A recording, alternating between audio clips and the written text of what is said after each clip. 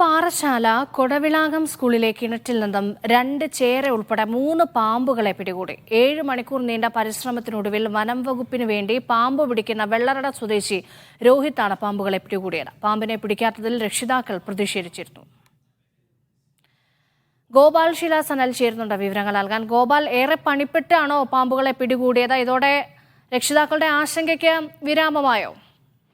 അതെ, ഏകദേശം 2 ആഴ്ച കാലമായി ഈ കിണറ്റിനുള്ളിൽ 2 ചേരയടക്കം 3 പാമ്പുകൾ ഉണ്ടായിരുന്നു. അന്ന് രക്ഷിതാക്കൾ ഇത് സ്കൂൾ അധികൃതരെ അറിയിച്ചെങ്കിലും കാര്യമായ ഇടപെടലൊന്നും ഉണ്ടായില്ല എന്ന ആരോപണത്തിൽ വീണ്ടും വലിയൊരു പ്രതിഷേധ സമരത്തിലേക്ക് പോവുകയും സ്കൂളിന് മുന്നിൽ വിദ്യാർത്ഥികളുമായി കുത്തിയിരുന്ന് സമരം ചെയ്യുന്ന തരത്തേക്ക് കാര്യങ്ങൾ പോയിരുന്നു. തുടർന്ന് പാറശാല പഞ്ചായത്ത് അധികൃതർ സ്ഥലത്തെത്തി ഫോറസ്റ്റ് വകുപ്പ് അതിനെ കൂടി വിവരം അറിയിച്ചാണ് ഇത്തരത്തിൽ ഇന്ന് ഈ 2 ചേരയും ഒരു പാമ്പിനെയും അടക്കം 3 ഇഴജന്തുക്കളെ കരയിലെത്തിച്ചത്.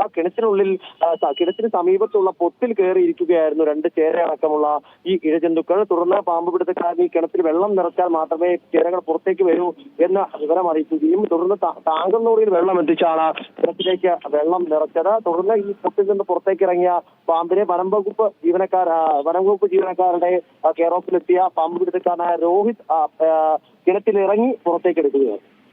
ശരി ഗോപാൽ.